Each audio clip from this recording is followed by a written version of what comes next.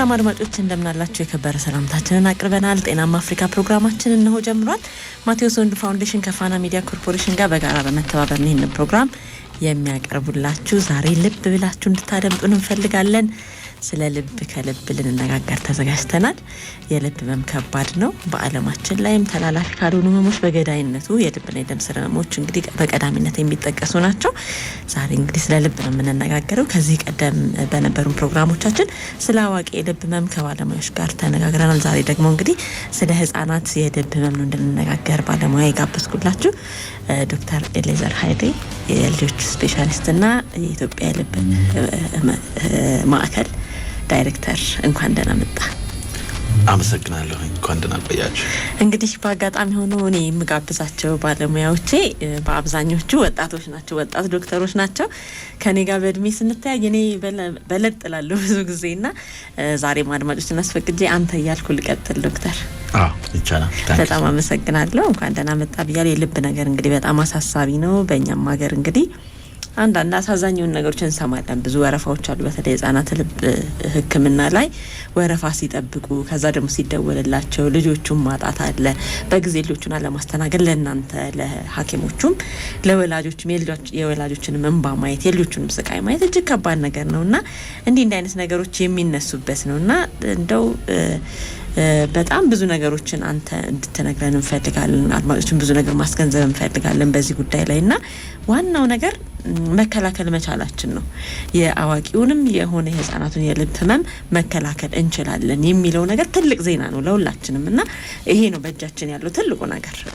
እንደኛ ባለ ሀገር ላይ ደግሞ እነዚህ ህመሞች በጣም ውድ ናቸው፣ ህክምናቸውም ውድ ነው፣ ስቃያቸውም ከፍተኛ ነውና በተቻለ መጠን እንግዲህ መከላከል መቻላችን ትልቅ ነገር ነው። ስለዚህ የህፃናት የልብ ህመምን ሳስበው እኔ መከላከል እማንችለው ይመስለኝ ነበር እና መከላከል እንችላለን የሚለው ነገር በጣም ትልቅ ነገር ነውና ያንዳንዱ ወላጅ ልጆች ለመውለድ የተዘጋጀ የሚወልድም ልጆች ያሉትም ሰው ይሄንን ነገር በመልካም ነገር እንዲሰማው እንፈልጋለን። እነዚህ ጉዳዮች ላይ አተኩረን ነው የምንነጋገረውና ዶክተር በጣም አመሰግናለሁ ስለተገናኘን። የልብ ተግባር ምንድነው የሚለውን ጠቅላላ ያለ ነገር እናንሳና አፈጣጠሯንም ዋና ተግባሯንም ከዛ ወደ ዝርዝር ጉዳዮችን እንሄዳለን። ታንኪዩ አመሰግናለሁኝ። በኢትዮጵያ የልብ ህሙማን ህጻናት መርጃ ማዕከል ሜዲካል ዳይሬክተር ነኝ። እንግዲህ ስለ ልብ ፈንክሽን ስናወራ የልብ ፈንክሽን ስንል ዋነኛው ስራው የደምን ማድረስ ነው ለእጅ፣ እግር፣ አእምሮ፣ ለኩላሊት፣ ለተለያዩ የልብ ክፍሎች የሰውነት ክፍሎች ማድረስ ነው ያለበት ማለት ነው። ሁለተኛ ነገር ደግሞ የሰውነታችንን ሙቀት መጠበቅ፣ የሆርሞን ሂደታችንን መጠበቅ፣ የፈሳሽ ክምችታችንን እና የኤሌክትሮላይት የንጥረ ነገር ክምችታችንን ከኩላሊት ጋር በመሆን ያግዛል ማለት ነው። አትራይል ናይትሪክ ፔፕታይድ የሚባል የሚያመነጨው ሆርሞን አለ። ስለዚህ ልብ ንጹህ ኦክሲጅን የያዘን ደም ከማድረስ ጀምሮ የሰውነታችንንም ደም እንዲጠራና ንጹህ እንዲሆን በማገዝ ትልቅ አስተዋጽኦ ይኖረዋል። እንደሚታወቀው ልብ ሲቆም ህይወት ያልፋል። ልብ ነው ወሳኙ ነገር ማለት ነው። እንዲሁም የአእምሮን የመስራት ሂደት በከፍተኛ መጠን ያግዛል። ልብ ሌላኛው የላመ ንጥረ ነገር ክምችት ያለው ኒውትሪንት የሚባለውን ለሰውነታችን ሁሉ የሚያደርሰው በደም አማካኝነት ነው ማለት ነው። ስለዚህ የመኖር አለመኖር ሁኔታችን የሚወሰነው በልባችን ይሆናል ማለት ነው። መልካም። እንደው ይሄኛው ሰውነታችን አንልመቼም ሁሉም ያው ህይወትን እስከማቆም ድረስ የሚደርሱ ናቸው። አእምሯችን ሞተር ነው እንላለን፣ ልባችን ዋና ነገር ነው ለሰውነታችን እንላለን። ኩላሊቱም ጉበቱም ሁሉም ዋጋ አላቸው፣ ሁሉም ትልልቅ ናቸው። ነገር ግን የልብን ያህል የሚሆኑ አይመስለኝም። ልክ ነኝ አይደል? ልክ ነሽ። ያው ሰው አንድ ነገር ብቻ አይደለም። ሰው ሲባል ልብ ብቻ አይደለም፣ ሰው አእምሮ ብቻ አይደለም፣ ሰው ኩላሊት ብቻ ሊሆን አይችልም። ሰውን ሰው የሚያረጋው ዋና አንደኛውን ካንደኛው ማበላለጥ ካለብን ብቻ ነው። ሰውነታችን የሚገርምሽ የሞት ሂደት ውስጥ ሲገባ ነገሮች ሰውነታችን ውስጥ መዛባት ሲጀምሩ ሰውነታችን ለመኖር ከሚከላከላቸው ሂደቶች ውስጥ አንደኛው ልብን ነው የሚከላከለው፣ ሁለተኛው አእምሮን ነው የሚከላከለው፣ ሌላው አድሬናሊን የሚባሉ በኩላሊት በላይ ላይ የሚገኙ የኛን ብዙ ሆርሞናል አክቲቪቲ የሚቆጣጠሩ የተወሰኑ ሴሎች አሉ እነሱን ነው የሚከላከል ሶስቱን ግን እስከ መጨረሻው ይከላከላል ይታገላል ሰውነታችን ሶስቱ መስራት ሲያቆሙ አእምሮ እና ልብ መስራት ሲያቆም የሰው ህይወት ያልፋል ማለት ነው በአብዛኛው ኩላሊት ሊታወክ ይችላል ፓንክሪያስ ወይም ጣፊያችን ሊታወክ ይችላል ሌላኛው የሰውነት ክፍል ጉበት ሊታወክ ይችላል ታውቆ ያው የተወሰነ ሂደት መኖር ይቻላል ነገር ግን አእምሮ ሲታወክ መስራት የማቆም ሂደት ውስጥ ሲገባና ልብ ሲታወክ የመኖር አለመኖር ጥያቄ ይጀምራል ማለት ነው ስለዚህ አንደኛውን ከአንደኛው የማበላለጥ ሂደት ውስጥ ከገባን ነው እንጂ ሰው የሚያረጋው ሁሉም ክፍል ነው ማለት ነው የሰው ልጅ በጣም ረቂቅ ነው ሰውነታችን በጣም ረቂቅ ነው ሴሎቻችን እያንዳንዱ ሰውነታችን ተናቦ ከልብ ጋር ከአእምሮ ጋር እንዲህ ሰው ሆነን ቆመን መታየታችን በራሱ በጣም ድንቅ ነገር ነውና እንደው አንዳንዴ እኔ የፈጣሪን ስራ በጣም እንደው የምናደንቅበት ነው ሁሉ ነገራችን ተናቦ እንዲተራምደን በቃ ብዙ ነገር መስራታችን ራሱ በጣም የሚገርም ነውና ልብ ግን አሁን መጨረሻ ላይ አንድ ሰው ሞተ ሲባል ራሱ የልቡ ትርታ ነው አይደለ ሞቷል ማለት የሚለውን ለመወሰን የሚረዳው ልክ ነሽ አዎ ምንድነው ልብ ሲባል ተፈጥሮን በጣም የምታደንቅበት ልብ ሲባል የራሱ ደም ስሮች አሉት ደም የሚቀበልበት እንዲጸዳ ወደ ሳምባ ከመላኩ በፊት የሚቀበልበት ደም ስሮች አሉት ከዛ በመቀጠል ደግሞ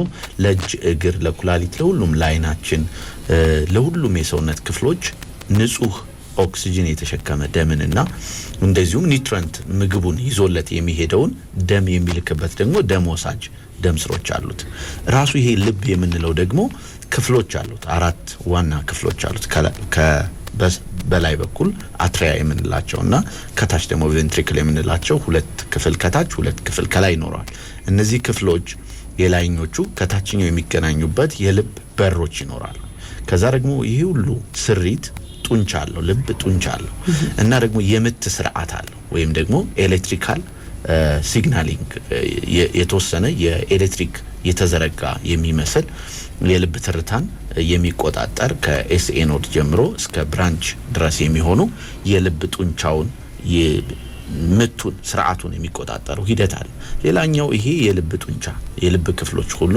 መመገብ አለባቸው ልክ እንደሌላው የሰውነት ክፍል ማለት ነው የሚመገቡበት ደግሞ ደም ስር አለ ልብ ስንል ይሄ ሁሉ ስርዓት አለው ማለት ነው ልባችን የሚገርምሽ ነገር ከመፈጠራችን ጀምሮ ከማህፀን ጀምሮ ልብ ትርታ ከጀመረበት ከመጀመሪያዎቹ ልብ 8 ሳምንታት መፈጠር ጀምሮ ልባችን እስከምን ህይወታችን እስከሚያልፍ የሚመታ ምግብን የሚያደርስ ክፍል ነው ማለት ነው ይሄን ሁሉ ስርዓት ጤነኛ አድርጎ መጠበቁ ተፈጥሮ ራሱ ይሄን ስርዓት ጠብቃ ማኖሯ ትልቅ ነገር ነው ማለት ነው መልካም በጣም አመሰግናለሁ እንደመነሻ እነዚህን ካነሳን ቆየት ብለን ደግሞ እንግዲህ የጤና ችግሮች ላይ ትኩረት አድርገን እንመለሳለን አድማጮች አስተያየት ጥያቄ ካላቸው በ0115591151 0115536006 እና 0115536008 ላይ ሊደውሉልን ይችላሉ 8222 ማጭር የጽሁፍ መልእክት መቀበያችን ነው በእነዚህ ያገኙናል ታጀበ ስመኝ በቴክኒኩ ከኛ ጋር ይቆያል አዚብ ታምሩ ከእናንተ ጋር አለው ማስታወቂያዎችን ሰምተን ተመልሰን እንገናኛለን አብራችሁን ቆዩ የአርማውር ሃንሰን የምርምር ኢንስቲትዩት አህሪ የተቋቋመው በ1962 ዓመተ ምህረት ሲሆን በጤና ጥበቃ ሚኒስቴር ስር ከሚገኙ ተቋማት መካከል አንዱ ነው። በጤና ምርምርና ልማት የእውቀትና የቴክኖሎጂ ሽግግር ማዕከል ሆኖ ማገልገል፣ የሕክምና ሙከራዎችና የባዮኢኩቫለንስ ጥናት ማካሄድ፣ በጤና ምርምርና ልማት ዘርፍ ሀገራዊ ሰው አቅምን መገንባትና በውድድር የሚገኙ የምርምር ስራ ማስኬጃ ገንዘብ ማስገኘት ዋና ዋና ዓላማዎቹ ሲሆኑ በአገር አቀፍ ደረጃ ቅድሚያ በሚሰጣቸው የምርምር አካባቢዎች መሰረት በተላላፊና ተላላፊ ባልሆኑ በሽታዎች ላይ ምርምር ያደርጋል፣ የእውቀት አስተዳደርን ያጠነክራል፣ የምርምር ግኝቶችና ሌሎች መረጃዎችን በህትመትና በሌሎች መንገዶች ያሰራጫል፣ በማስረጃ ላይ የተመሰረተ ውሳኔ ለመስጠት በምርምር ግኝቶች ላይ በመመስረት ለሚመለከታቸው አካላት የፖሊሲ አጭር መግለጫዎችን ያቀርባል፣ ጥናቶችን ያካሂዳል። የአርማውር ሃንሰን የምርምር ኢንስቲትዩት አህሪ ስለሚሰራቸው ስራዎች ተጨማሪ መረጃ ማግኘት ከፈለጉ ዘነበ ወርቅ አለርት ሆስፒታል ግቢ ውስጥ በሚገኘው ቢሮአችን በአካል ይምጡ ወይም ደግሞ በስልክ ቁጥር 0911747938 ይደውሉ። ምርምር ለተሻለ ጤና። አርማውር ሃንሰን የምርምር ኢንስቲትዩት። አምረፍ ሄልዝ አፍሪካ በኢትዮጵያ አምረፍ ሄልዝ አፍሪካ ዋና መስሪያ ቤቱን በአፍሪካ ኬንያ ላይ አድርጎ ዘላቂ የጤና ለውጥን ለማምጣት በ35 አፍሪካ ሀገራት ውስጥ የተለያዩ የጤና ስራዎችን እየተገበረ የሚገኝ መንግስታዊ ያልሆነ ዓለም አቀፍ ግብረሰናይ ድርጅት ነው። ከተመሰረተበት በፈረንጆቹ አቆጣጠር ከ1957 ጀምሮ ላለፉት 65 ዓመታት የጤና አገልግሎት ተደራሽነትን በማስፋት በርካታ ፕሮጀክቶችን ቀርጾ ውጤታማ የሆኑ ስራዎችን እያከናወነ ይገኛል። በሀገራችን ኢትዮጵያ ላለፉት 22 ዓመታት ከማህበረሰቡ ከመንግስትና መንግስታዊ ካልሆኑ አካላት ጋር በመተባበር በሁሉም ክልሎችና ከተማ አስተዳደሮች የተለያዩ የጤናና የልማት ፕሮግራሞችን እየተገበረ ይገኛል። ይህ የሬዲዮ ፕሮግራም በአምረፍ ሄልዝ አፍሪካ በኢትዮጵያ ድጋፍ የተዘጋጀ ሲሆን የፕሮግራሙ ይዘትም ሆነ በፕሮግራሙ የቀረቡ ሀሳቦች የተንጸባረቁ አስተያየቶችና አመለካከቶች ያዘጋጆቹ ብቻ ናቸው። አምረፍ ሄልዝ አፍሪካ በኢትዮጵያ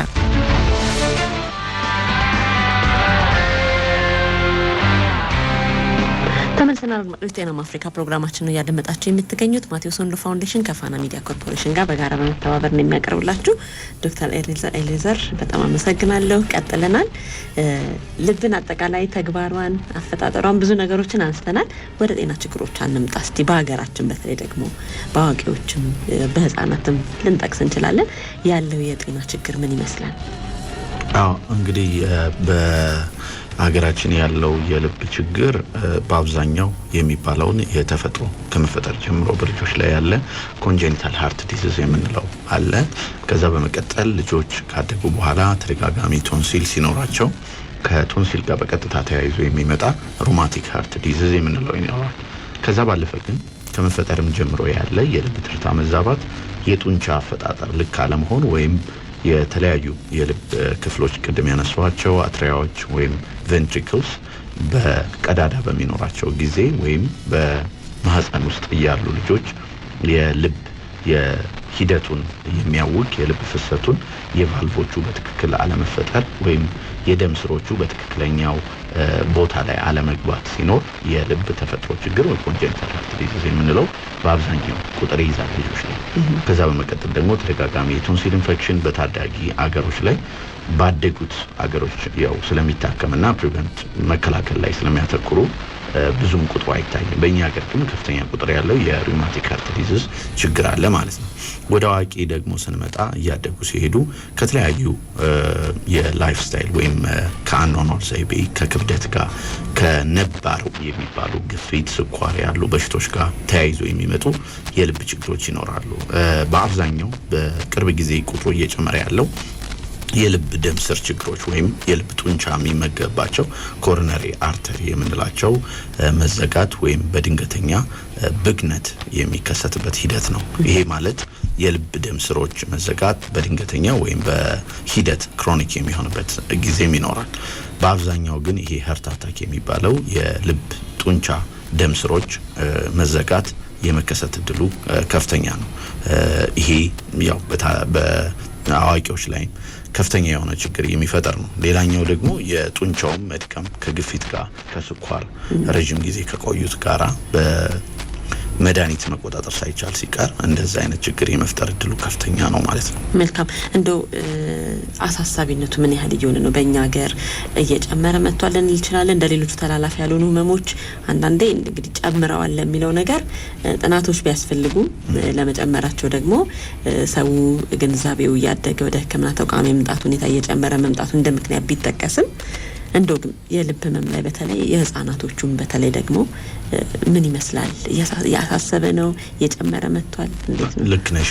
እንግዲህ በኢትዮጵያ የልብ ህሙማን ህጻናት መርጃ ማዕከል የአዋቂና የህፃናትም ህክምና እንሰጣለን። በቅርብ ጊዜ ቁጥሩ እየጨመረ ነው ያለው። ምክንያቱም ስፔሻሊ በአዋቂዎች ላይ የሚከሰተው የልብ ችግር ከአኗኗር ጋር በተያያዘ ብሎም ከከተማ መስፋፋት ጋር የሀገራችን የአኗኗር ሂደት እየተቀየረ ነው በተወሰነ እና ከዛ ጋርም ተያይዞ ክብደት መጨመር አለ። በቀጥታ ክብደታቸው ከፍ ያሉ ታማሚዎች የልባቸው የመታወክ እድል ከፍተኛ ነው እና ከዛ ጋርም ተያይዞ ትልቅ ችግር አለ። ነገር ግን ደግሞ የእናቶች ክትትል በጤና ሚኒስቴር ድጋፍ በጣም እየተስፋፋ ስላለ ኦልሞስት ወደ 100% እየተጠጋ ያለበት ሂደት ነው ያለው። ሲከታተሉ ዲያግኖሲስ የሚደረጉት ወይም ችግራቸው የሚለይላቸው ልጆች ቁጥራቸው ይጨምራል ማለት ነው። ከድሮ የማይለያላቸው የነበሩ አሁን መለየት ሲጀምር ቁጥሩ ከፍተኛ ይሆናል።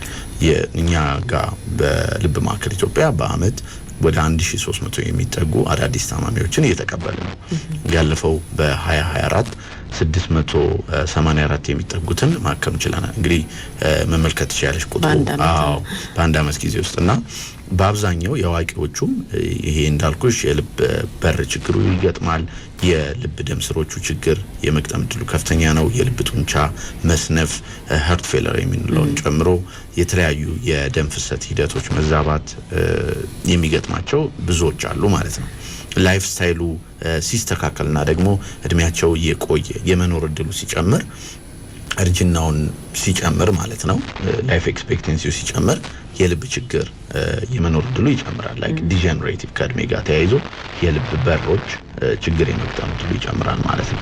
ስለዚህ በእርግጠኝነት መናገር የምንችለው የልብ ታማሚዎች ቁጥር እየጨመረ ነው። ስፔሻሊ ይሄ ቅድም ያነሳ ነው የልብ ደም ስር ችግር ሃርት አታክ የምንለውን ጨምሮ ቁጥሩ እየጨመረ ነው። አገልግሎቱም ተደራሽነቱም እየሰፋ ስለሆነ ለዛ የመለየት አቅማችንም እየጨመረ ስለሆነ በእርግጠኝነት የልብ ችግር ቁጥሩ እየጨመረ ነው ማለት እንችላለን። ብዙ ጊዜ እንግዲህ ሰው አብረን ነበረን እንላለን፣ እንዴት አንታውርተን ተቀጣጥረን ሁሉ እንላለን። ብዙዎችን ስናጣና እንደው እንገምታለን፣ አይ በቃ የልብ ችግር ኖሮበት ሳይመረመረው ቀርቶ ሊሆን ይችላል እንላለን። አንዳንዴ ወይ ደም ግፊት ነው እንዲም ብለን እንደው መላምቶችን እንሰጣለን። ነገር ግን አሁን እንደው የልብ ማዕከል ልናመሰግናቸው ይገባል። ልብን ስናነሳ የልብ ሕክምናን በሀገራችን ስናነሳ የልብ ማዕከልን ስናነሳ እሳቸው ስላቋቋሙት ብዙ ስለደከሙ ሁሌም እናመሰግናቸዋለን። እና አንድ ነገር ይነሳል፣ ወረፋ የሚጠብቁ ሰዎች በጣም ብዙ ናቸው፣ ወረፋ የሚጠብቁ ህጻናት ብዙ ናቸው ይባላል። እና ይህንን ወረፋን የማስተናገድ አቅም ምን እየሆነ ነው? ለውጦች አሉ? አዎ፣ በኢትዮጵያ የልብ ህሙማን ህጻናት መርጃ ማዕከል እንግዲህ በሶስት ከፍለን ማየት እንችላለን። የልብ ህክምና የምንሰጠውን ማለት ነው። አንደኛው የክትትልና የፋርማኮሎጂ ወይም የመድኃኒት ህክምና እናደርጋለን። የበሽታ ልየታ የተደረገላቸው የልብ ህመም እንዳላቸው የተረጋገጠ ታማሚዎችን በመድኃኒት የማከምና ክትትል የማድረግ ስራ እንሰራለን። ሁለተኛው ደግሞ በደም ስር ተገብቶ የሚሰራ የካቴተራይዜሽን ወይም በደም ስር ውስጥ ገብተው ልብ ጋር በመድረስ የተለያዩ ክፍተቶችን መዝጋት፣ የጠበበውን ማስፋት፣ የሰፋውን በተወሰነ በመሳሪያዎች በመታገዝ የተወሰነ የማስተካከል ስራ የሚሰራበት ሂደት አለ። የጠበቡ የሚዘጉ ደም ስሮችን እንደ ሃርት አታክ ያለውን ጭምር የምናከምበት ሂደት አለ። ሌላኛው ደግሞ ሙሉ ለሙሉ ደረት ተከፍቶ የሚሰራ የኦፕሬሽን ህክምና እየሰጠን እንገኛለን። የልብ ኦፕሬሽን ሐኪሞችም የኢንተርቬንሽን ወይም በካቴተራይዜሽን ኦፕሬሽን የሚሰሩ ሐኪሞችም የክትትል የሚያደርጉ ሐኪሞችንም ጭምር በአገር ውስጥም ከጥቁር አንበሳ ስፔሻላይዝ ሆስፒታል እንደዚሁም ከቅዱስ ጳውሎስ ሆስፒታል ጋር በመተባበር የልጆች የልብ ስፔሻሊስቶችን እና የአዋቂ ኦፕሬሽን ሐኪሞችን በማሰልጠን ላይ እንገኛለን። እንግዲህ ተደራሽነቱ ቅድም እንዳነሳሽው የሚመጣው የልብ ታማሚ ቁጥር ከፍተኛ ከመሆኑ አንጻር ሙሉ ለሙሉ ማስተናገድ የምንችልበት ደረጃ ላይ አልደረስንም። አቅም አለው ድርጅቱ፣ ነገር ግን የአላቂ እቃዎችና ግብአት እጥረት አለ። ባለሙያዎች ቢኖሩንም እንደምታውቂው በዶላር ኢንፍሌሽን ምክንያት በጣም ከፍተኛ የሆነ የመወደድ ቴንደንሲ አለው። የልብ ህክምና እንደምታውቂው በዓለምም በጣም ውድ የሆነ ህክምና ነው። እኛ ጋር ደግሞ ለልጆች ፈጽሞ ነፃ የሆነ ከምንም አይነት ክፍያ አገልግሎት እየሰጠን ስለምንገኝ ለዛ የተወሰነ ቻሌንጆች አሉብን። ግን በተቻለን አቅም ቅድም እንደነገርኩሽ ያለፈው አመት 684 ታማሚዎችን ማከም ችለናል። በኬዝ ደረጃ ከ720 በላይ አድሬስ አድርገናል ማለት ነው። ካለፈው አመት ጋር ሲነጻጸር ትንሽ ቁጥሩ ጨምሯል ማለት ይቻላል። የታከሙት ልክ ነሽ፣ ጨምሯል። አሁን በአገራችን በቅርብ ጊዜ ይፋ የሆነ አንድ ትልቅ ፕሮጀክት አለ፣ ፔምፕላስ የሚባል ጤና ሚኒስቴር እንግዲህ በ150 ሆስፒታሎችና ከ150 በላይም ሆስፒታሎች ሊሰፋ ይችላል ተብሎ ነው የተገመተው። በእነዚህ ሆስፒታሎች እንዲሰፋ አቅጣጫ የተሰጠበትና ይህም ፕሮግራም በይፋ የተጀመረ ነው። ማቴዎስ ወንዱ ፋውንዴሽን ነበር ከጤና ሚኒስቴር ጋር በመተባበር በሙከጡሪና አዲስ ዘመን ሆስፒታሎች ሲሰራው ተግባራዊ ያደረገው። በመጀመሪያ ደረጃ ሆስፒታሎች ላይ እነዚህ ተላላፊ ያልሆኑ ህመሞችን መከላከልና ማከም ላይ ያተኮረ ፕሮግራም ነው። በእነዚህ ፕሮግራሞች የታከሙ የልብ ታማሚዎች አሉ በልብ ማዕከል እናንተ ጋር ማለት ነውና መታደል ነው አንዳንዴ እንዲህ አይነት አጋጣሚዎች ሲገኙና አንዷ የታከመችው እናት አረቄ አውጥታ የምትሸጥ አንድ ሙከጡሪ የገጠር ቀበሌ ውስጥ የምትኖር እናትና ልጇ በጣም እንደው ስር በሰደደ የልብ ጤና ችግር የታመመችባት ነበረች። ከዛ በእነዚህ በሙከጡሪ መጀመሪያ ደረጃ ሆስፒታል ስትረዳ ቆይታ ወደ ልብ ሕክምና ማዕከል መጣች። የረጅም ጊዜ ወረፋ ነበረ። አጋጣሚ ግን ይሄ በዚህ ፕሮጀክት አማካኝነት ታክማ ልጅቷ ድናለች። አሁን ያቺ ልጅ ድና ማየት እንዴት በጣም አስደሳች ነገር ነው። በጣም ደስ የምትል ፈጣን እንደውም ዶክተር መሆን ፈልጋለሁ የምትል ልጅ ናትና እንዲህ አይነት እድሎችም አሉና ለማዕከሉ በጣም የሚጠቅሙ ናቸው ማለት እንችላለን። አዎ እንግዲህ በኢትዮጵያ የልብ ሕሙማን ሕጻናት መርጃ ማዕከል በጣም ብዙ ልብ የሚነኩ ታሪኮች አሉ። አሁን ያነሳሽው አንዱ ነው። እንግዲህ የሁሉንም ቤተሰብ አንድ ልጅ ማከም ማለት ሀገርን ማከም ነው፣ ቤተሰብን ማሳረፍ ነው። ልጆች እንደምታውቂው ፕራይመሪ ሪስፖንሲቢሊቲ ናቸው ወይም ደግሞ ቀዳሚ ኃላፊነት ናቸው ለቤተሰብ እና ትምህርት ቤት ሲቀሩ ወይም ደግሞ ቤተሰቦች እነሱን ወደ ሕክምና ተቋም ሲወስዱ የሕክምና ወጪያቸው ብዙ አይነት ተጽዕኖ ይኖረዋል ለቤተሰብ። ስለዚህ አንድን ልጅ ወደ ጤንነት መመለስ ማለት ቤተሰቡን ማሳረፍ ነው። ትምህርት ቤት አቴንድ እንዲያደርግ ስኩል ፐርፎርማንሱን ማሻሻል ብዙ ነገር አለ እና ኢምፓክቱ በየቤተሰብ በየኮሚኒቲ በየቦታው የምታየው ነው። እንግዲህ ላለፉት 30 ዓመታት በኢትዮጵያ የልብ ሕሙማን ሕጻናት መርጃ ማዕከል ሐኪሞችን በማሰልጠን እንደዚሁም ደግሞ እንደዚህ ያሉ ታሪኮችን በማደስና ተስፋ በመስጠት ሲሰራ የቆየ ድርጅት ነው። ማቴዎስ ወንዱ በጣም እጅግ የምናከብረው ፓርትነራችን ነው። አብረን በመስራት እንግዲህ ቅድም ያነሳሽው ታሪክ አለ። ሌሎችም እንደዚህ ልብ የሚነኩ ታሪኮችን ማደስ ችለናልና በዚሁ አጋጣሚ የማቴዎስ ወንዱ ፋውንዴሽንን በኢትዮጵያ ልብ ማዕከል ስም ማመስገን ፈልጋለሁኝ። አብረውን ስለሚሰሩ አብረውን ለልጆች ለቤተሰብ ተስፋ ስለሚሆኑ በዚሁ አጋጣሚ ማመስገን እወዳለሁ። በጣም እናመሰግናለን። ያ እንዲህ አይነት ለየት ያሉ አካሄዶችን ደግሞ መከተል የማዕከሉንም ጫና ይቀንሳል፣ የታካሚዎችንም ቁጥር ይጨምራል። ደግሞ ብዙ ቤተሰብ ማሳረፍ ነው። ለኛም እንደ ማህበረሰብ እኮ የኔ ልጅ ስላልታመመ ደህና ነኝ ማለት አይደለም። ያመኛል። የሌሎች ልጆች ህመም ስናይ በየማስታወቂያዎቹ እናያለን፣ በየአጋጣሚዎቹ ትምህርት ሲሰጥ እናያለን እና እናዝናለን። ማድረግ የምንችለው እናደርጋለን። ብዙ አማራጮች፣ በስልክ አጭር የጽሁፍ መልእክቶች፣ እንደዚህ የተለያዩ አጋጣሚዎች አሉ፣ እንሳተፋለን። ነገር ግን ደግሞ ሌላ ሰፋ ያለ ደግሞ ትልልቅ ነገሮች፣ ትልልቅ ድጋፍ የሚደረግባቸውን አማራጮች ማየት ጥሩ ነውና ይሄ ፔን ፕላስ የሚባል ፕሮግራም መምጣቱ ወደፊትም ለማዕከሉ ትልቅ ጥቅም እንዳለው አምናለሁ። ወደ ጤናው ችግር እንመለስና ጫናው ያው ከፍተኛ ነው ማለት እንችላለን አይደል? አሁንም ልክ ነው። አዎ ጫናው ከፍተኛ ነው። እንግዲህ ጫናውን ለመቀነስ ደግሞ የሁላችንም ትብብር የሚጠይቅ ነው። ቅድም እንዳነሳሽው እንደ ፔን ፕላስ ያሉ ፕሮጀክቶችም እንዲሁም እያንዳንዱ ኢትዮጵያዊ በኢትዮጵያ የልብ ሕሙማን ሕጻናት መርጃ ማዕከልን መጥቶ እንዲጎበኝና እንዲደግፈን በተለያየ መልኩ በ67 10 ላይ ኦኬ ብሎ በመላክ በቀን 1 ብር የመለገስ ሂደት አለ። እንደዚሁም ስፖንሰር ኤችአይልድ የምንለው መጥተው ልጆች በማየት ማገዝ የሚችሉ በቡድን በጓደኞች ህብረት እንደዚሁም በተለያዩ የስራ ድርጅቶች ጭምር ማገዝ ይችላሉ። የሁላችንም ጫና ነው፣ የሁላችንም ችግር ነው። እንደ ሀገር ይህንን መጋፈጥ ያለብንና ማከም የምንችለው ነገር ነው፣ መከላከል የምንችለው ነገር ነው ማለት ወዳለሁ። መልካም። እንደው የህፃናትን የልብ ህመም ልንከላከለው የምንችለው ነገር ነው። ቅድም አንስቼ ነበር። ይሄ በጣም ትልቅ ነገር ነው። ለሁሉም ደጋግመን እናነሳዋለን እስከ መጨረሻው ቆይታችን። ልንከላከለው እንችላለን። ልክ ነው፣ መከላከል እንችላለን። ምክንያቱም በአብዛኛው አጋላጭ የሚባሉት ምክንያቶችን በመለየት ስፔሻሊ እናትየው በእርግዝና ወቅት በመከታተል እና በመለየት አጋላጭ ምክንያቶቹን በማስቀረት በተወሰነ መከላከል ይቻላል። አንዳንዶቹ ከዘረመል ጋር ወይም ከጄኔቲክ እና ከቤተሰብ ጋር በመያያዝ የሚመጡትን የተወሰነ ማንከላከላቸው ሊኖሩ ይችላሉ። ነገር ግን እነዚህ በአጋላጭ ምክንያት በግልጽ ምክንያት የሚመጡትን መከላከል ይቻላል። ለምሳሌ ጄኔቲክ ስልሽ ዳውን ሲንድሮም የሚባል ታውቂያለሽ እና እንደዛ አይነት የክሮሞዞም ችግር ያላቸው ልጆች 50% የሚሆኑት ወይም ከሁለቱ አንዱ ላይ የተለየ የልብ ችግር የመኖር እድሉ ከፍተኛ ነው።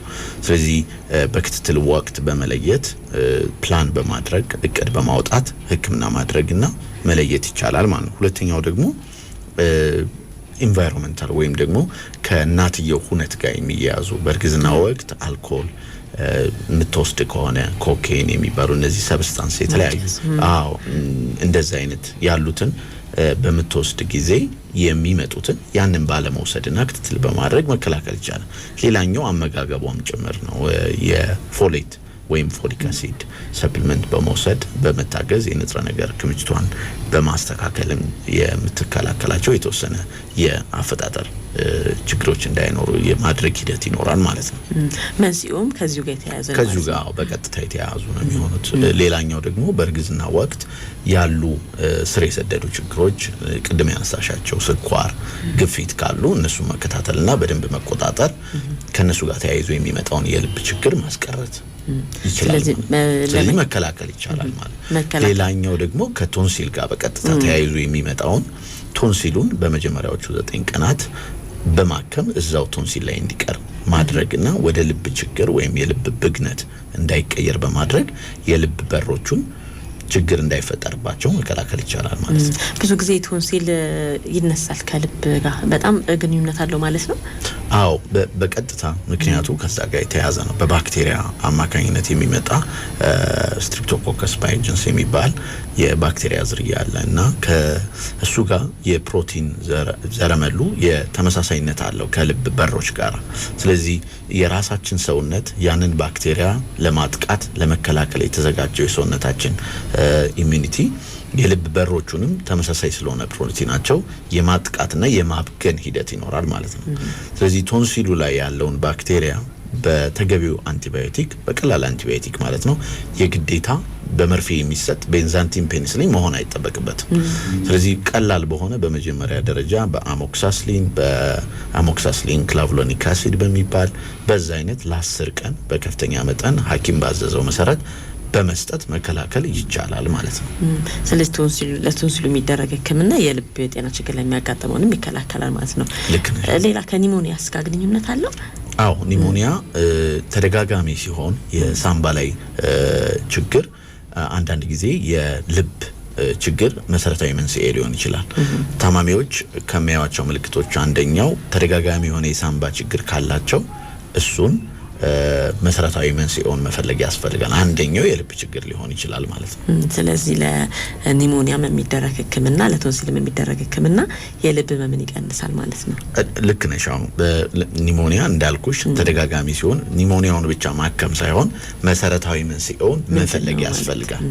መሰረታዊ መንስኤው አንዳንድ ጊዜ የልብ ችግር ስለሚሆን ስለዚህ እሱም ማከም ያስፈልጋል። በጣም አመሰግናለሁ ዶክተር። እንግዲህ ዋናዎቹ ሀሳቦች እነዚህ ናቸው። የልብ የጤና ችግር በህፃናት ላይ ሀገርም በጣም ጫናው ከፍተኛ ነው። ስለዚህ ማከም መቻሉ መከላከል መቻሉ ትልቅ ነገር ነው። ሁሉም ቤተሰብ የልብ የጤና ችግርን መከላከል ይችላል የሚለውን ነገር ማወቅ አለበት። መንስኤዎቹን በደንብ አንስተናቸዋል። አድማጮችን ሁሌም ጥያቄ እንጠይቃለን። የልብ የጤና ችግር መንስኤዎች ምንድናቸው የሚለውን መከላከል የምንችልባቸው እርምጃዎችስ ምንድናቸው የሚለው የዛሬ ጥያቄያችን ይሆናል። በስልክ መስመሮቻችን እየመለሳችሁ አብራችሁን እንድትቆዩ እንጋብዛለን። የሰዓት ወጃ እንስማ። አሁን 5 ሰዓት ሆኗል። ለምሳሩ ጉዳይ መቼም እስካሁን ምግባችን በክኖር ጥብላ ደርሳለች። ጥፍጥ ያለ ቀን ይሁንላችሁ።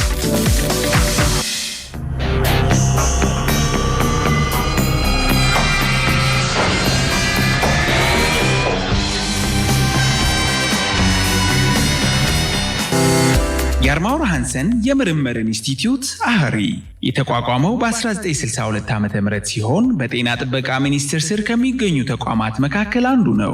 በጤና ምርምርና ልማት የእውቀትና የቴክኖሎጂ ሽግግር ማዕከል ሆኖ ማገልገል፣ የሕክምና ሙከራዎችና የባዮኢኩቫለንስ ጥናት ማካሄድ፣ በጤና ምርምርና ልማት ዘርፍ ሀገራዊ ሰው አቅምን መገንባትና በውድድር የሚገኙ የምርምር ስራ ማስኬጃ ገንዘብ ማስገኘት ዋና ዋና ዓላማዎቹ ሲሆኑ በአገር አቀፍ ደረጃ ቅድሚያ በሚሰጣቸው የምርምር አካባቢዎች መሰረት በተላላፊና ተላላፊ ባልሆኑ በሽታዎች ላይ ምርምር ያደርጋል። ያደርጋል፣ የእውቀት አስተዳደርን ያጠነክራል፣ የምርምር ግኝቶችና ሌሎች መረጃዎችን በህትመትና በሌሎች መንገዶች ያሰራጫል፣ በማስረጃ ላይ የተመሰረተ ውሳኔ ለመስጠት በምርምር ግኝቶች ላይ በመመስረት ለሚመለከታቸው አካላት የፖሊሲ አጭር መግለጫዎችን ያቀርባል፣ ጥናቶችን ያካሂዳል። የአርማወር ሃንሰን የምርምር ኢንስቲትዩት አህሪ ስለሚሰራቸው ስራዎች ተጨማሪ መረጃ ማግኘት ከፈለጉ ዘነበ ወርቅ አለርት ሆስፒታል ግቢ ውስጥ በሚገኘው ቢሮአችን በአካል ይምጡ ወይም ደግሞ በስልክ ቁጥር 0911 74 7938 ይደውሉ። ምርምር ለተሻለ ጤና። አርማወር ሃንሰን የምርምር ኢንስቲትዩት። አምረፌልስ አፍሪካ በኢትዮጵያ አምረፌልስ አፍሪካ ዋና መስሪያ ቤቱን በአፍሪካ ኬንያ ላይ አድርጎ ዘላቂ የጤና ለውጥን ለማምጣት በ35 አፍሪካ ሀገራት ውስጥ የተለያዩ የጤና ስራዎችን እየተገበረ የሚገኝ መንግስታዊ ያልሆነ ዓለም አቀፍ ግብረሰናይ ድርጅት ነው።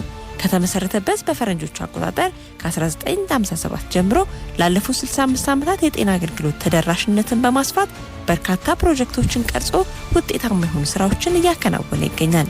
በሀገራችን ኢትዮጵያ ላለፉት 22 ዓመታት ከማህበረሰቡ ከመንግስትና መንግስታዊ ካልሆኑ አካላት ጋር በመተባበር በሁሉም ክልሎችና ከተማ አስተዳደሮች የተለያዩ የጤናና የልማት ፕሮግራሞችን እየተገበረ ይገኛል።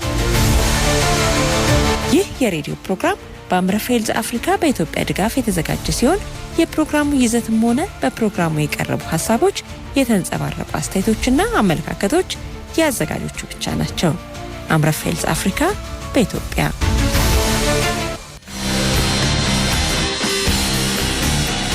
ተመልሰናል። አድማጮች አጋሮቻችንን አምረፌልስ አፍሪካ በኢትዮጵያና አርማወር ሃንሰን የምርምር ኢንስቲትዩትን እጅግ በጣም እናመሰግናለን። ሁለቱም አንጋፋ የጤና ተቋማት የጤና ላይ የሚሰሩ ተቋማት ናቸው። አርማወር ሃንሰን የምርምር ኢንስቲትዩት በተለይ በምርምሩ ላይ ጤና ምርምር ላይ በአገራችን እጅግ በጣም ስመጥርና አንጋፋ ተቋም ነው። በጣም ነው የምናመሰግነው። አምረፌልስ አፍሪካ በኢትዮጵያም እንግዲህ የጤናው ዘርፍ ላይ በተለይ ወጣቶችና እናቶች ላይ ብዙ ድጋፎችን ያደርጋል። ሁለቱንም እጅግ በጣም እናመሰግናለን። ዛሬ ስለ ልብ ነው እየተነጋገርን ያለነው። በተለይ ደግሞ ስለ ልጆቻችን ስለ ህፃናት የልብ ጤና ችግር ከኛ ጋር ስላላችሁ በጣም እናመሰግናለን። ቀደም እንደነገርኳችሁ እንግዲህ የህፃናት የልብ ጤና ችግር ላይ እንደ መከላከያም የሚጠቅሙ እንደ መንስኤም የተጠቀሱ ዶክተር የጠቀሳቸውን ምክንያቶች እንድትመልሱልን ጠይቀናል። በ0115 595151 0115 536006 እና 0115 536008 ላይ ለምትመልሱልን ቀዳሚ አድማጮች ሶስታችሁን እንሸልማለን። 8222ንም መጠቀም ትችላላችሁ። እንቀጥላለን። እንግዲህ ስለ ልብ መንስኤዎቹን አንስተናል ዶክተር።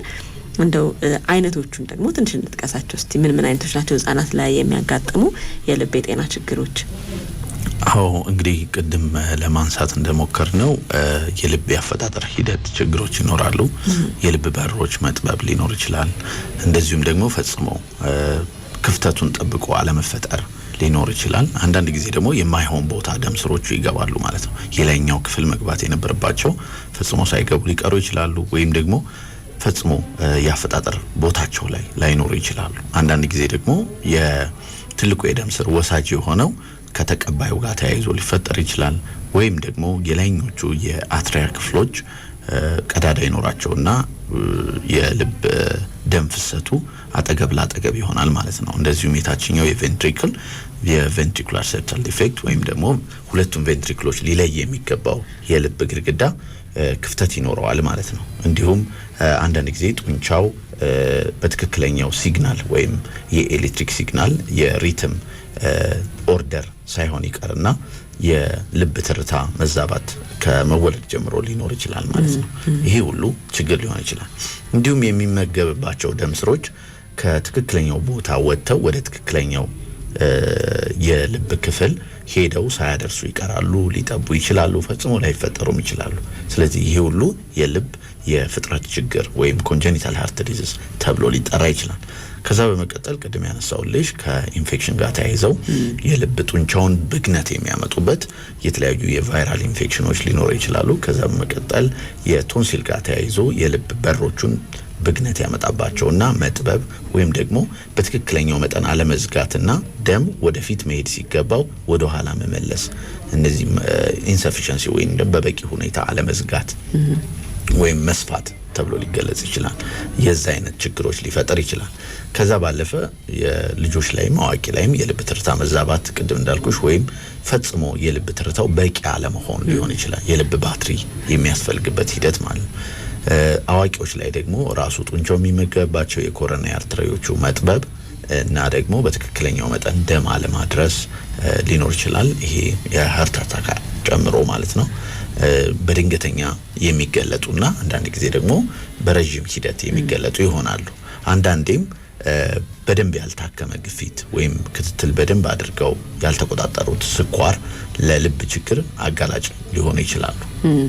በአዋቂዎች ላይ እንግዲህ በጣም አጣዳፊና አጣዳፊ ያልሆኑ ብለን አንዳንዴ እንለያቸዋለንና ህፃናት ላይስ እንደዛ አይነት አጣዳፊ ነገሮች አሉ? ምክንያቱም የአዋቂዎች እንግዲህ ካኗኗራችን የክብደት መጠን፣ የደም ግፊቱ፣ የስኳሩን ጉዳይ አንስተናልና ከነዚህ አኳያ ያልተቆጣጠርነው ሌላ ችግር ሲኖር ጥሩ ጥያቄ ጠይቅሽኝ አዜብ።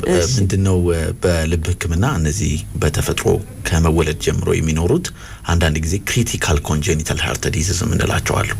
ቬሪ ክሪቲካል የሚሆኑ በመጀመሪያው አንድ አመት ውስጥ በካቴተራይዜሽን የታገዘ በደም ስር ውስጥ ተገብቶ ህክምና ካልተደረገላቸው ወይም ደግሞ የልብ ኦፕሬሽን ሙሉ ለሙሉ በመጀመሪያው አመት ካልተሰራ ህይወታቸው ሊያልፍ የሚችል ወይም መሰራት የማይችሉበት ደረጃ የሚደርሱ ክሪቲካል ኮንጀኒታል ሃርት ዲዚዝ የምንላቸው አሉ ልጆች ላይ ማለት ነው። ሶ እነሱን በአብዛኛው ልጆች ምልክቶቹን በማየት ወደ ህክምና ተቋም በማምጣት ቶሎ ህክምና ካልተደረገ ህክምና የማይደረግበት ደረጃ ወይም ደግሞ ህይወታቸው ሊያልፍ የሚችልበት ሁነት ይኖራል ማለት ነው። እንደው እነዚህን ሁሉ ስንሰማ አድማጮችም በሚያደምጡበት ጊዜ አሁን የኔ ልጅ ደህና ለመሆኑ ምንድነው ምልክቶቹ ምን ይሆኑ ታሟል ልበት ወይ ልጠረጥር የምችልበት የሚል ነገር ማወቅ ይፈልጋል አድማጮች። ለአድማጮች ብቻ ሳይሆን ደግሞ በመጀመሪያ ደረጃ የጤና ጣቢያ ላይ ታካሚዎችን ለሚያገኙ ሐኪሞችም እነዚህ ይጠቅማሉ ብዬ አስባለሁና ምልክቶቹ ምንድናቸው? የልብ ህመም ሊሆን ይችላል፣ ቶሎ ወደ ተገቢው ቦታ መሄድ አለባቸው ብሎ ለመላክ እንደ ምልክት የሚነሱት የትኞቹ ናቸው? አዎ እንግዲህ የልብ ችግር ስንል እንደየእድሜው ይለያያል ማለት ነው። ምልክቱም አሁን የተወለደ ልጅ ወይም ደግሞ አዲስ ኒውቦርን የምንለው የትንፋሽ መቆራረጥ፣ መጥባት አለመቻል፣ ተገቢውን ክብደት በሂደት አለመጨመር፣ ተደጋጋሚ የሆነ የሳምባ ኢንፌክሽን ሲከሰት የልብ ችግር ሊኖረው ይችላል ብለን እንጠረጥራለን። ማላብ እንግዲህ ጨቅላ ህፃን አንደኛው ስራው መጥባት ነው፣ ሁለተኛ ደግሞ መተኛት። አዎ ሲጠባ ማቆራረጥ፣ ስቦ መዋጥ አለመቻል ወይም ደግሞ ማላብ ያልበዋል፣ ይደክመዋል። በቀላሉ እንግዲህ መጥባት አለመቻል ኢማጂን አድርጉ። ይህ አይነት ምልክት ሲያዩ ወደ ህክምና ተቋም ሄደው ምርመራ ማድረግ አለባቸው። ሌላኛው የከንፈርና የእጅ ጥፍሮች ቀለም መቀየር ሊኖር ይችላል። ወይም በሚያለቅሱ ጊዜ በጣም የተጋነነ የከንፈር ቀለም ወደ ተወሰነ የመቀየር ጥቁር የማለት ነገር የሚያዩ ከሆነ ወደ ህክምና ተቋም መውሰድ አለባቸው። ቅድም እንዳልኩሽ ክብደታቸውም ደግሞ እንደሌላ ኖርማል ልጆች በቂ ሆኖ የመጨመር ሂደት አይኖራቸውም። የሳምባ ኢንፌክሽንም ከያዛቸው በቀላሉ ያለመዳንና ተደጋጋሚ የመሆን ነገር ይኖረዋል። እንዲህ አይነት ነገር ካዩ ወደ ህክምና ተቋም በመሄድ ምርመራ በማድረግ መለየት ይቻላል ማለት ነው። መልካም። እነዚህ እንግዲህ በጣም ልብንላቸው። ሌላው ከፍ ያሉት ልጆች ላይ መሮጥ የሚችሉት ላይ ከጓደኞችና ኩዮቻቸው ጋራ በደንብ መሮጥ መጫወት አለመቻል፣ ትንፋሽ ማጠር፣ ደረታቸውን የመያዝ አንዳንዴ ቁጭ ማለት ቁጭ ይላሉ። ሮጥ ልክ ነሽ። እንደዛ አይነት ምልክቶች ካዩ ወደ ልብ ህክምና ተቋም ወይም ደግሞ በአቅራቢያ ወዳለ የትኛውም የህክምና ተቋም በመሄድ ማረጋገጥ ይቻላል ማለት ነው። ከፍ ያሉት ላይ ተደጋጋሚ ቶንሲል ሲኖራቸው፣ ልቤን ደከመኝ፣ የደረት ህመም አለኝ፣ ትንፋሽ ያጥረኛል ብለው ምልክት ማሳየት፣ የሰውነት ማበጥ የሚኖራቸው ከፍ እያሉ ሲሄዱ ምልክቶቹ እየተቀየሩ ይሄዳሉ ማለት ነው። እንደዛን በማየት መምጣት ይቻላል። አዋቂዎች ላይ እንደምታውቂው የትንፋሽ ማጠር፣ የደረት መወጠር ወይም ህመም በሚፈጠር ጊዜ በቶሎ ወደ ህክምና ተቋም ሄዶ ምርመራ ማድረግ ይኖርባቸዋል። የእግር የሰውነት ማበጥ ጭምር በአይን አካባቢም ጭምር ሊኖር ይችላል። ይህን ሁሉ በሚያስተውሉ ጊዜ የልብ ህክምና ምርመራ ማድረግ ያስፈልጋል ማለት ነው። መልካም። እንግዲህ አንድ ምልክት የሌላም ነገር ችግር ምልክት ሊሆን ይችላል። ነገር ግን እነዚህ ከትንፋሽ ማጠር፣ ከደረት ውጋትና መጨምደድ እነዚህ ግን በጣም ቶሎ የምንም አይነት ቢሆኑ ቶሎ ወደ ህክምና ተቋም ሄደው መፍትሄ ያለባቸው ምልክቶች ናቸው አይደል ዶክተር? ልክ ነሽ። መልካም። እንቀጥልና ያው እነዚህ ምልክቶች ሲያዩ ቶሎ ወደ ጤና ተቋም መውሰድ ለወላጆች የሚመከር ሀሳብ ነው። ከሌሎች ህመሞች ጋር ያለው ተዛምዶ ምን ይመስላል? እንደው በደንብ ልብ እንዲባል ፈልጌ ነው በድጋሚ ይሄን ጥያቄ የማነሳው። ለምሳሌ ስኳር፣ ደም ግፊት ሊኖር ይችላል። እነዚህ ከአዋቂዎች ጋር በጣም ግንኙነት አላቸው። ነገር ግን አዋቂዎች ላይ በተለይ ደግሞ ነፍሰ ጡር እናቶች ላይ እነዚህ ህመሞች ሲኖሩ የሚወለዱ ልጆች ላይ ያለው የመፈጠር አጋጣሚ ሰፊ ነው። ልክ ነሽ። አዎ ስፔሻሊ ስኳር በቀጥታ የሚገናኝ ነው። ስኳር ያላት እናት በትክክልና ጥሩ ክትትል አድርጋ ካልተቆጣጠረችው የልብ ችግር የመፈጠር እድሉ ከፍተኛ ነው። ለዛም ከሌሎቹ እናቶች በተለየ ነው ክትትሏ የሚሆነው። መድኃኒቶቿም በተለያየ ጊዜ በተለያየ መልኩ የሚስተካከሉ ነው የሚሆኑት። በአብዛኛው እናቶች በእርግዝና ወቅት ከእርግዝናም በፊት 3 ወር ቅድመ ክትትል ቢያደርጉ ይመከራል እና ደግሞ ልየታ ወይም ደግሞ የልብ አልትራሳውንድ ጭምር ማሰራት ይችላሉ፣ ልጁ በማህፀን ውስጥ እያለ ማለት ነው። ስለዚህ ይሄን አይነት ክትትል ማድረግ ለመከላከል በጣም ይረዳል። ቅድም እንዳነሳሽው የስኳር መጠን ከፍ ባለ ቁጥር የደም ስሮችን በከፍተኛ መጠን ይጎዳል። የአይን ደም ስሮችን፣ የልብ ደም ስሮችን፣ የአእምሮ ደም ስሮችን፣ ሁሉንም የደም ስሮች ማለት ይቻላል የእግርና እጅን ጨምሮ ስኳር በከፍተኛ መጠን ያውካል። ስለዚህ ስኳርን በደንብ መከታተልና በተገቢው መጠን ላይ መቆጣጠር ያስፈልጋል ማለት ነው። ሌላኛው ግፊት እንዳነሳሽው ነው። ከፍተኛ ግፊት ሲኖር ቅድም የልብ አንደኛው ስራ የግፊት መጠንን መቆጣጠር ነው። ግፊት በከፍተኛ ሲሆን ከዛ ግፊት ጋር መታገል አለበት ልብ። ሲታገል ደግሞ ይታወካል። ረጅም ጊዜ ሲታገል የግፊት መድኃኒቶች እንዲያግዙት ካልተደረገ ልብ እየደከመ ይመጣል ማለት ነው። በረጅም ጊዜ ሂደት ያ ሂደት እንዳይኖር ግፊትን መቆጣጠር፣ በተገቢ መልኩ መከላከል የተወሰነ በልብ ላይ የሚመጣውን ጫናና ችግር ይከላከልልናል ማለት ነው። መልካም። የስኳርን አነሳነውና የደም ከፍተኛ የደም ግፊት ያለባትም እናት የምትወልደው ልጅ ላይ የልብ የጤና ችግር ሊያጋጥም ይችላል ማለት ነው። ልክ ነው። የእናቶች ግፊት በተለየ መልኩ ነው የሚታየው። እንደ ኖርማል ወንድ፣ ሴት፣ አዋቂ ያላረገዘች እናት እንደሚይዛቸው አይነት ግፊት አይደለም። በተለያየ መልኩም ልናየው ይገባ። አንዳንድ ጊዜ ግፊት ኖሯት እርግዝና ይኖርና እርግዝናው ደግሞ የተወሰነ አስተዋጽኦ አድርጎ ከፍተኛ ግፊት ይኖራታል አንድ እናት። እሷም በተለየ ክትትል ትፈልጋለች። አንዳንዴ ደግሞ ከእርግዝናው ጋር ብቻ ተያይዞ ይሄ ፕሪክላምሺያ የምንለው ከእርግዝናው ጋር ብቻ ተያይዞ የሚመጣ ግፊት አለ። እሱም እንደዚሁ ከፍተኛ የደም ስሮች ላይ ጫና ያመጣል። ስለዚህ በቀጥታ የልብ ችግር ያመጣል ባንልም፣ ነገር ግን ተጽዕኖ ከፍተኛ ነው የሚሆነው። ስለዚህ በተለየ ክትትል የሚፈልግ ነው። እሱ ደግሞ አንዳንድ ጊዜ እርግዝናው ሲያልፍ ያልፋል። አንዳንዱ ደግሞ በእርግዝና ወቅት የጀመራት ግፊት ሊቀጥል ይችላል። ተረዳሽኝ? እርግዝናው ከተቋረጠና ከወለደችም በኋላ ሊቀጥል ይችላል። አንዳንድ ጊዜ ከፍተኛ የሆነና ግፊቱ ከእርግዝናው ጋር የሚያያዘው ግፊት ኢቭን ጽንስ ማቋረጥ ሊሆን ይችላል ሕክምናው። ይህን ሁሉ ነገር ለመወሰን ግን ቅድመ ክትትልና ከሐኪሞች ጋር መመካከር ያስፈልጋል ማለት ነው። በአብዛኛው ደግሞ ለየት የሚያደርገው ከእርግዝና ጋር የሚያያዘው ግፊት የመድገም ሁኔታም ስላለው ማለት ነው። የመድገም እድሉ እስከ 60% ይደርሳል። ስለዚህ እሱን በደንብ ከማህፀንና ጽንስ ስፔሻሊስቶች ጋር በመከላከል በመግባባት በመከታተል የተወሰነ ውሳኔ መስጠት ያስፈልገዋል ማለት ነው። መልካም። በየቤተሰቦቻችን በዙሪያችን ጓደኞቻችንም ስናይ ከፍተኛ የደም ግፊት አለ፣ የስኳር መጠን በጣም ከፍ ብሏል ሲባል ችላ ማለት ሁኔታዎች አሉ። ወይ ደግሞ ሕክምና ቦታንም እስከ መቀየር ድረስ አለመቀበል መፈለግ አለመቀበልም ይኖራልና እነዚህ ነገሮች ግን ነገ የምንወልደው ልጅ ላይ እንዲህ አይነት የልብ የጤና ችግር ሊያስከትሉ እንደሚችሉ ከዛ ደግሞ በጣም የምንከፍለው ዋጋም ቀላል አይደለም፣ ስቃዩም ቀላል አይደለም። በልብ የሚሰቃይ ልጅ ይዛ አንዲት እናት አንድ ቤተሰብ መሰቃየት ቀላል ነገር አይደለም እና ይሄ በዚህ መከላከል ከቻለን ስኳርና ደም ግፊትን መቆጣጠር በብዙ ነገር ይቻላል አይደል ዶክተር? ልክ ነው። እንግዲህ በዋነኝነት ማንም ሰው ታማሚ ሲሆን ዋናው ሐኪም ራሱ ነው። ለራሱ ስፔሻሊ አዋቂ ሲሆን ሕክምናውን በደንብ መከታተል ለራሱ ኃላፊነት መውሰድ ከሐኪሙ በላይ እሱ ነው መውሰድ ያለበት። አንደኛው እሱ ነው። አመጋገባችን፣ አኗኗራችን፣ የዕለት ተዕለት ህይወታችን ምን ይመስላል የሚለው በጣም ትኩረት ልንሰጠው የሚገባ ነገር ነው። በሁለተኛ ደግሞ የሚታዘዙ መድኃኒቶችን በአግባቡና በሰዓቱ መውሰድ፣ በተገቢ መልኩ መውሰድ፣ አለማቋረጥ። ከዛ ደግሞ ከሐኪሞች ጋር መመካከር፣ ጥያቄ ሲኖር ደጋግሞ በመጠየቅ ነገሮችን መረዳትና ወደ ህይወት መቀየር ያስፈልጋል ማለት ነው።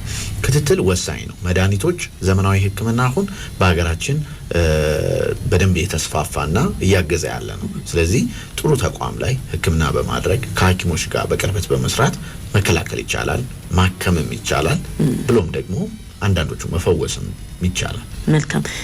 ዋናው ነገር እንግዲህ ጤነኛ ልጅ ለመውለድ በደንብ ፕሮግራም ማድረግ ያስፈልጋል። እናቶች ተረጋግተው አስበው እርግዝናን አቅዶ ማድረግ የሚጠቅመው ለዚህ ነው። ዋናው ነገር ጤነኛ ልጅ መውለድ ነው አይደል? ልክ ነሽ። እንግዲህ ስለ እርግዝና ካነሳን እርግዝና መታቀድ አለበት፣ እቅድ ያስፈልገዋል። ከእርግዝና በፊት ማለት ነው። ቢያንስ ለ3 ወር የሚሰጥ ወይም ደግሞ ቅድመ ክትትል አድርገው ማርገዝ ፕላን አለኝ እንደዚህ ብለው ሐኪም ማማከር ይችላሉ። ሁለተኛ ነገር ደግሞ መደገፍ አለበት፣ በቤተሰብ መደገፍ አለበት፣ ሰፖርትድ መሆን አለበት፣ መታቀድ አለበት፣ ሰፖርት መደረግ አለበት እና ደግሞ መጠበቅም አለበት። ላይክ መጠበቂው በመቼ እንደምትወልጂ ሁኔታውን ያንን ደግሞ ምን አይነት ሁኔታ ውስጥ ሆኜ ነው መውለድ የምፈልገው የሚለውንም ጤናሽን፣ ቤተሰብሽን፣ የመኖሪያ ሁኔታሽን፣ የትኛው ተቋም ነው የምትሄጂው ሁሉ የሚለውን ማሰብና መወሰን ያስፈልገዋል። በተለይ ደግሞ ምን አይነት ችግሮች ሊገጥሙ ይችላሉ። ልክ ነሽ አዜባ። ሊገጥሙ የሚችሉ አንቲሲፔሽን የሚለው እሱ ነው። ሊገጥሙ የሚችሉትን ችግሮችና ከነ መፍትሄያቸው ማቀድ ያስፈልጋል። በአብዛኛው እርግዝና ጥሩ ሰላም እንደሚሆን አንጠራጠርም። ነገር ግን የሆነ ነገር ቢፈጠር የሆነ ነገር ቢከሰት ወዴት ነው የትኛው ተቋም ጋር ነው የምትሄጂው? በምን አይነት መልኩ ነው ማኔጅመንት ፋይናንሻልም ጭምር መዘጋጀት ያስፈልገዋል ማለት ነው። መልካም። እችን ነገር ያነሳሁት ምንድነው በተለይ ደግሞ በልዩ ሁኔታ ማቀድ ማሰብ ያለባቸው የልብ የጤና ችግር አብሮ ሊወለድ ይችላል የሚል ግምት ወይም ደግሞ ያንን ግምት ለማስቀረትም ጥረት ማድረግ ያለባቸው ቤተሰቦች ይኖራሉና ከምን አይነት ቤተሰብ የሚወለዱ ልጆች ለልብ የጤና ችግር ተጋላጭ ይሆናሉ፣ በዘር የሚመጣበት አጋጣሚ ያለው የሚለው ማንሳት ፈልጌ ነው። በጣም ጥሩ። አሁን ያነሳናቸው ነገሮች እንዳሉ ሆነው ማለት ነው። አንደኛ የተፈለገ እርግዝና መሆን አለበት። የማይፈለግ ያልታቀደ እና ደግሞ የማይደገፍ መሆን የለበት። እነዚህ ሶስቱን ሰመራይዝ አድርገን ማየት ነው። ሰፖርት መደረግ አለበት በቤተሰብ በትዳር አጋርሽ መደገፍ አለበት። በቤተሰብ ደግሞ እናት፣ ወንድም፣ እህት ሁሉም የሚቀበሉት እቅድ ይወጣለት ቢሆን ይመረጣል። ጥሩ ስኬታማ። ሌላኛው ደግሞ ምንድነው የጤና ሁኔታዋን ማወቅ ነው። እናት አባት እነሱ የሚያውቁት ከተፈጥሮ የታከሙትም ጭምር የልብ ችግር ካለ ተጋላጭነቱ ስለሚጨምር እሱን ማየት። ሌላኛው ደግሞ ምርመራ፣ ቅድመ ምርመራዎች ማድረግ ነው። ቅድመ ምርመራ ስንል በእርግዝና ወቅትም የልብ ምርመራ ማድረግ ይቻላል። ማህፀን ውስጥ እያለ የፌታል ኤኮካርዲዮግራፊ አገልግሎት በተለያዩ ተቋሞች አሁን እየተሰጠ ነው። እዛም ሄዶ ማየትና ችግር አለ የለም የሚለውን በጽንስ ወቅት ማወቅ ይቻላል። ስለዚህ እነሱን ማድረግ ክትትል ማድረግ ያሉ ችግሮችም ካሉ እነሱን በሕክምና መቆጣጠርና መከላከል ያስፈልጋል ማለት ነው።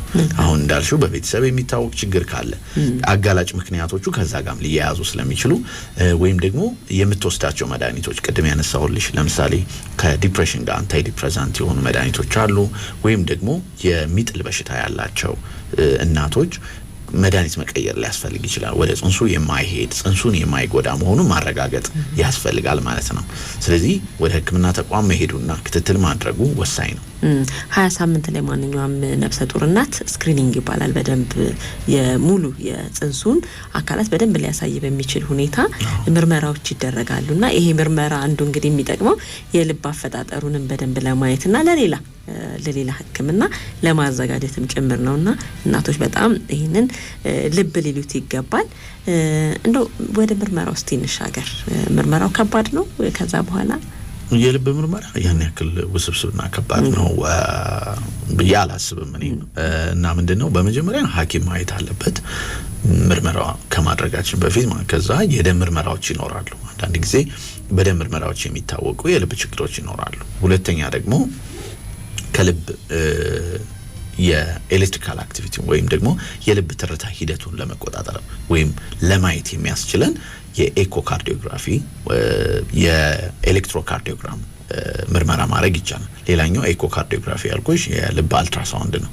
የልብን የፍሰት ሂደቱን ስትራክቸሩ ሙሉን ለማየት የሚያስችል ቀዳዳዎች ቢኖሩ ወዴት ነው ደም እየፈሰሰ ያለው ወዴት ነው የገቡት ደም ስሮቹ የሚለውን እና የመስራት አቅሙን ጭምር በልኬት የሚነግረን ኤኮካርዲዮግራፊ የሚባል መሳሪያ አለ። በእነዚህ ማወቅ ይቻላል። ቀላል ነው። በአብዛኛው ብዙ ስብስብ አይደለም። ወደ ከባዱ ነገር ስንመጣ ህክምናው ነው ከባዱ።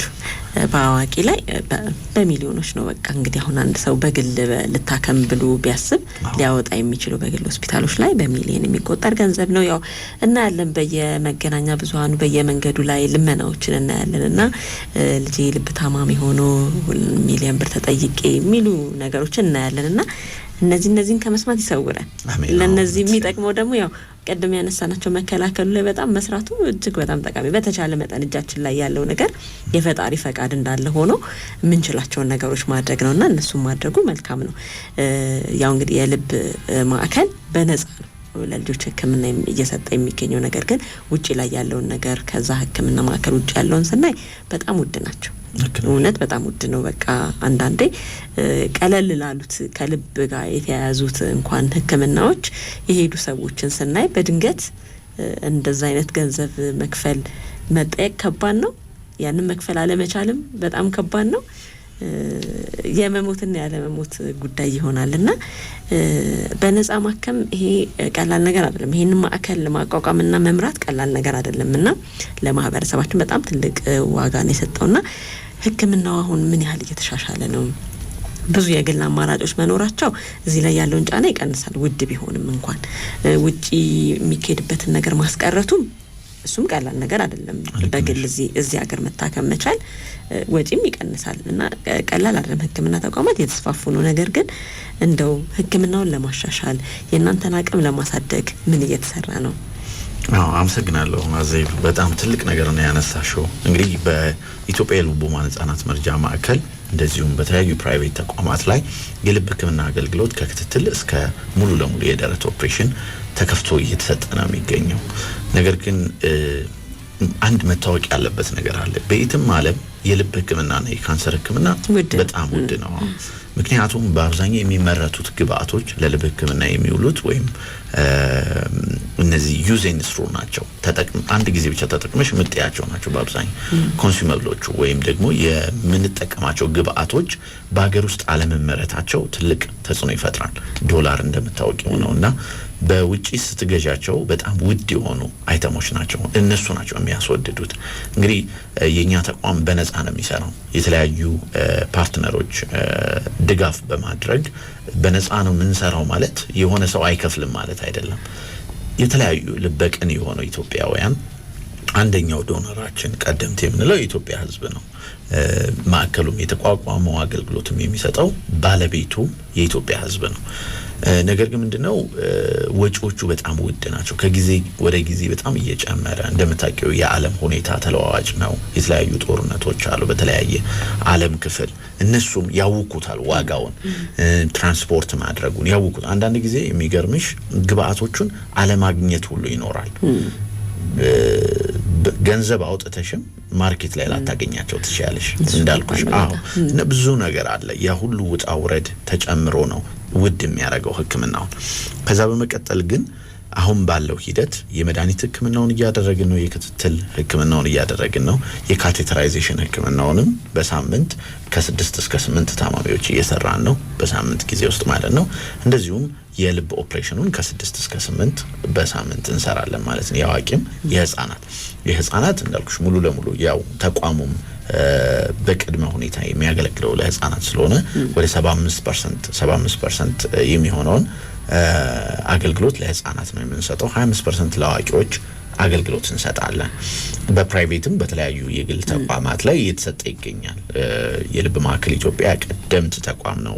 አንቺ ቅድም እንዳነሳሽው ዶክተር በላይ አበጋዝ በዚህ አጋጣሚ ሁልጊዜም የኢትዮጵያ ህዝብ የሚወዳቸው ባለውለታ ናቸውና እኔም በዚህ አጋጣሚ በግሌ ማመስገን የምወደው እንደዚህ አይነት ተቋም ለመምራት እንድበቃ አቋቁመው በዚህ ቁመናና ልክ ተቋም ስለሰጡን በኢትዮጵያ ሕዝብ ስም ማመስገን እወዳለሁ። ረጅም እድሜ እንዲኖሩልን በዚሁ አጋጣሚ መመኘት እወዳለሁ እና ወደ ህክምናው ስንመጣ አንደኛው ቀደም እንዳልኩሽ የመድኃኒት ህክምናው ነው። ሁለተኛው የኢንተርቬንሽን ካቴተራይዜሽን ነው። ሌላኛው ሙሉ ለሙሉ ደረት ተከፍቶ የሚሰጠው ነው። እንዳልኩሽ በእነዚህ በተለያዩ ምክንያቶች ህክምናው ውድ ይሆናል ማለት ነው። መልካም ማስታወቂያችን እንስማና የምላሾችንም መልስ ይዘን ተሸላሚዎችን ይዘን እንመለሳለን። ለማጠቃለያ እንቀጥላለን። የአርማውር ሃንሰን የምርምር ኢንስቲትዩት አህሪ የተቋቋመው በ1962 ዓመተ ምህረት ሲሆን በጤና ጥበቃ ሚኒስቴር ስር ከሚገኙ ተቋማት መካከል አንዱ ነው። በጤና ምርምርና ልማት የእውቀትና የቴክኖሎጂ ሽግግር ማዕከል ሆኖ ማገልገል፣ የህክምና ሙከራዎችና የባዮኢኩቫለንስ ጥናት ማካሄድ፣ በጤና ምርምርና ልማት ዘርፍ ሀገራዊ ሰው አቅምን መገንባትና በውድድር የሚገኙ የምርምር ስራ ማስኬጃ ገንዘብ ማስገኘት ዋና ዋና ዓላማዎቹ ሲሆኑ በአገር አቀፍ ደረጃ ቅድሚያ በሚሰጣቸው የምርምር አካባቢዎች መሰረት በተላላፊና ተላላፊ ባልሆኑ በሽታዎች ላይ ምርምር ያደርጋል። የእውቀት አስተዳደርን ያጠነክራል። የምርምር ግኝቶችና ሌሎች መረጃዎችን በህትመትና በሌሎች መንገዶች ያሰራጫል። በማስረጃ ላይ የተመሰረተ ውሳኔ ለመስጠት በምርምር ግኝቶች ላይ በመመስረት ለሚመለከታቸው አካላት የፖሊሲ አጭር መግለጫዎችን ያቀርባል፣ ጥናቶችን ያካሂዳል። የአርማውር ሃንሰን የምርምር ኢንስቲትዩት አህሪ ስለሚሰራቸው ስራዎች ተጨማሪ መረጃ ማግኘት ከፈለጉ ዘነበ ወርቅ አለርት ሆስፒታል ግቢ ውስጥ በሚገኘው ቢሮአችን በአካል ይምጡ ወይም ደግሞ በስልክ ቁጥር 0911 74 7938 ይደውሉ። ምርምር ለተሻለ ጤና። አርማውር ሃንሰን የምርምር ኢንስቲትዩት። አምረፌልስ አፍሪካ በኢትዮጵያ አምረፌልስ አፍሪካ ዋና መስሪያ ቤቱን በአፍሪካ ኬንያ ላይ አድርጎ ዘላቂ የጤና ለውጥን ለማምጣት በ35 አፍሪካ ሀገራት ውስጥ የተለያዩ የጤና ስራዎችን እየተገበረ የሚገኝ መንግስታዊ ያልሆነ ዓለም አቀፍ ግብረሰናይ ድርጅት ነው። ከተመሰረተበት በፈረንጆቹ አቆጣጠር ከ1957 ጀምሮ ላለፉት 65 ዓመታት የጤና አገልግሎት ተደራሽነትን በማስፋት በርካታ ፕሮጀክቶችን ቀርጾ ውጤታማ የሆኑ ስራዎችን እያከናወነ ይገኛል። በሀገራችን ኢትዮጵያ ላለፉት 22 ዓመታት ከማህበረሰቡ ከመንግስትና መንግስታዊ ካልሆኑ አካላት ጋር በመተባበር በሁሉም ክልሎችና ከተማ አስተዳደሮች የተለያዩ የጤናና የልማት ፕሮግራሞችን እየተገበረ ይገኛል። ይህ የሬዲዮ ፕሮግራም በአምረፌልስ አፍሪካ በኢትዮጵያ ድጋፍ የተዘጋጀ ሲሆን የፕሮግራሙ ይዘትም ሆነ በፕሮግራሙ የቀረቡ ሀሳቦች የተንጸባረቁ አስተያየቶችና አመለካከቶች የአዘጋጆቹ ብቻ ናቸው። አምረፌልስ አፍሪካ በኢትዮጵያ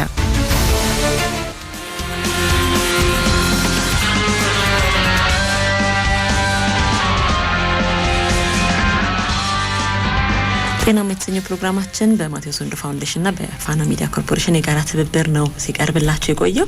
ወደ ማጠቃለሉ ላይ ነን ዶክተር። በጣም በርካታ አድማጮች ደውለውልናል። ታደሰ ከአባዲና፣ ተፈሪ ከካራ፣ ከበደ ከንፋስ ስልክ ላፍቶ፣ ይደነቁ ከአዲሱ ገበያ፣ ርስቱ ከፈረንሳይ፣ ረዴት ከአዲሱ ገበያ የመለሱ አድማጮቻችን ናቸው። ከነዚህ መካከል የምንሸልመው ግን በትክክል አሟልተው የመለሱትን ከበደ ከንፋስ ስልክ ላፍቶ፣ ይደነቁ ከአዲሱ ገበያና ርስቱ ከፈረንሳይ የዛሬ ተሸላሚዎቻችን ናቸው። የመቶ ብር ካርድ እንሞላላችኋለን፣ እንሸልማችኋለን ማለት ነው። እናጠቃል እንደው በአጠቃላይ በአዋቂም በህፃናትም ላይ የልብ የጤና ችግር አያጋጥም፣ በጣም ከባድ ነው። ነገር ግን እንደው እንዳያጋጥም ደግሞ አያጋጥም ብለን ብቻ ዝም ማለት አይደለም። እንዳያጋጥም መደረግ ያለባቸው ነገሮች መደረግ አለባቸውና እንደው ዶክተር የመጨረሻ መልእክት ምንድነው? አዎ እንግዲህ በመጀመሪያ ደረጃ እድሉን ስለሰጠሽኝ በጣም አድርጌ አመሰግናለሁኝ። በመቀጠል ሁላችንም መከላከሉ ላይ ብንሰራ ከዛ ደግሞ ነገሩ ከተከሰተ በኋላ ወደ ሕክምና ተቋም ቶሎ በመሄድ ልየታ በማድረግ ሕክምናውን በማድረግ ሚድነውን የመፈወስ ሂደት መከታተልና በመድኃኒት መቆጣጠር የምንችለውን ደግሞ እንደዛ እንድናረግ በዚሁ አጋጣሚ መምከር ወዳለሁኝ። ቶንሲልን እናክም። የእርግዝና ወቅት ላይ ክትትል በማድረግ ከሐኪሞች ጋር በመመካከር በአብዛኛው የሚባሉትን የኮንጀኒታል ሃርት ዲዚዝ መከላከል ይቻላል። እንደዚሁም ቅድመ ልየታ በማድረግ ወደ ልብ ማዕከል ኢትዮጵያ እና ሌሎች ተቋም በመሄድ የልብ ህክምና አገልግሎት እንድታገኙ በዚሁ አጋጣሚ ጥሬን አስተላልፋለሁ። እንደዚሁም በኢትዮጵያ የልብ ህሙማን ህጻናት መርጃ ማዕከልን እንዲደግፉና 6710 ላይ ኦኬ ብሎ በመላክ እንደዚሁም መተው በተለያየ በቡድን በጓደኛ ህብረት በመስሪያ ቤትም እንድትደግፉን በዚሁ አጋጣሚ ጥሬን አመሰግናለሁ። በጣም እጅግ በጣም አመሰግናለሁ ዶክተር ኤሌዘር ኃይሌ የልጆች ስፔሻሊስትና የኢትዮጵያ የልብ ማዕከል ሜዲካል ዳይሬክተር። እጅግ በጣም አመሰግናለሁ። በጣም ጠቃሚ ሀሳቦችን አንስተናል። የልብ ህሙማን ማዕከልን ለመደገፍ በሩ ክፍት ነው። በማንኛውም ጊዜ መሄድና ማግኘት ይቻላል። ዶክተርንም ማግኘት ይቻላል። አድማጮች ጤናማ የሰኞ ፕሮግራማችን የዛሬው በዚሁ ተጠናቋል። ሳምንት በሌላ ርዕሰ ጉዳይ ሌላ የጤና ባለሙያ ይዤላችሁ ቀርባለሁ። እስከ ሳምንት መልካም የጤና ሳምንት ይሁንላችሁ። ዳሰሳ ይቀጥላል። አብራችሁን ቆዩ።